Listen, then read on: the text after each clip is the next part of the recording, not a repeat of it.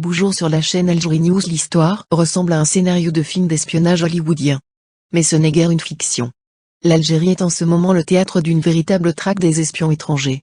Les services secrets algériens recherchent activement des réseaux d'espionnage israéliens sur tout le territoire. L'ombre du Mossad en Tunisie.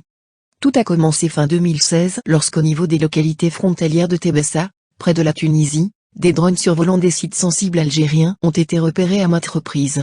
La Tunisie voisine, qui abrite une base de drones américains, a été interpellée et les autorités algériennes ont manifesté leur colère.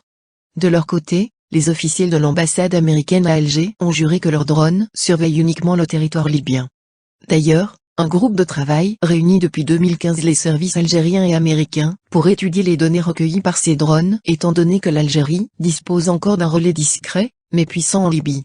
Les Américains ont-ils abusé de la confiance de leurs homologues algériens? Pas vraiment, car les dernières recherches des agents du contre-espionnage algérien ont conclu que ces vols sont l'œuvre de services israéliens qui veulent en savoir un peu plus sur les installations militaires algériennes. Et depuis, les nouveaux organismes les services secrets algériens sont en état d'alerte. Il faut dire que l'Algérie avait d'ores et déjà mis en garde la Tunisie dès le deuxième semestre 2016 contre l'implantation de réseaux à la solde du Mossad. À l'époque, des renseignements précis récoltés par des agents algériens en poste en Tunisie ont fait état d'une forte activité du Mossad dans ce pays frontalier. Désarmées et inexpérimentées face à ces réseaux sophistiqués, les autorités tunisiennes n'ont pas su réagir jusqu'à l'assassinat du scientifique tunisien Mohamed Zouari al-Zohari le 15 décembre dans la ville de Sfax. Pour les services algériens, il n'y a pas le moindre doute que cet assassinat porte la signature des réseaux du Mossad dans la mesure où ce scientifique portait une assistance précieuse au Hamas palestinien. Et des activistes palestiniens, l'Algérie en héberge beaucoup. Certains sont même entraînés et soutenus par des académies militaires. Le Sud a sanctuarisé. Mais l'affaire prend une dimension plus alarmante lorsque les services algériens mettent la main sur un réseau étrange à Gardaïa au sud du pays. Du matériel d'espionnage ainsi que des moyens de communication ultra sophistiqués ont été saisis chez des migrants venus du Libéria.